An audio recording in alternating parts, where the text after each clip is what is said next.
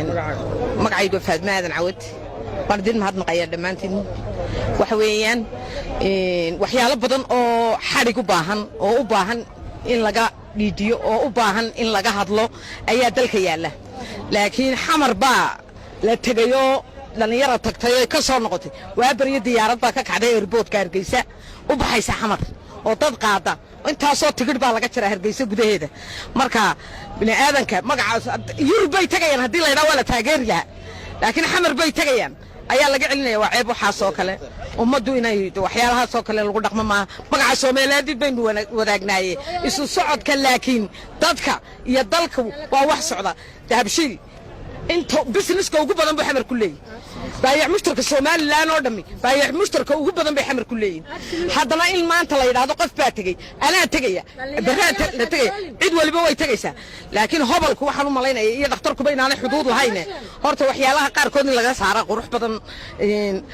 maalin baa inaynu dhinac u hadalaano ma qurux badnee wuxuu inay dawladdu ku daysataa qurux badan Cabdullaahi Cugsana waxaan leeyahay mushaahar baan dadka siiya xiliyaa dadka kaga saarmayside adiga laab saalax way haystaan heesiisii uu soo daynaya wixii waa waxad ka yeeshay bismillaahir rahmaanir rahiim magacaygu waa Maxamed Cilmi Cali ku nool magaalada Hargeysa xariga xidiga geeska waan ka soo horjeedaa marka koobaad ummadda Soomaaliland iyo Soomaaliya shirkii wada hadallada Soomaaliland iyo Soomaaliya u dhaxeeya Turkiga waxay ku saxeexday in dadka caadiga isku gudbi karaan qodobkii ay shalay soo saxeexday inay maanta ka hor timaado mid nasiib darro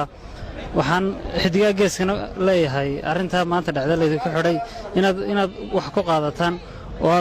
umadiina iyo dad shacabkiina magacaygu waa degmo Yuusuf Kuuleed waxaan ahay muwaadinad reer Hargeysa xamar dadkeena way tagaan 24 hours way ka yimaadaan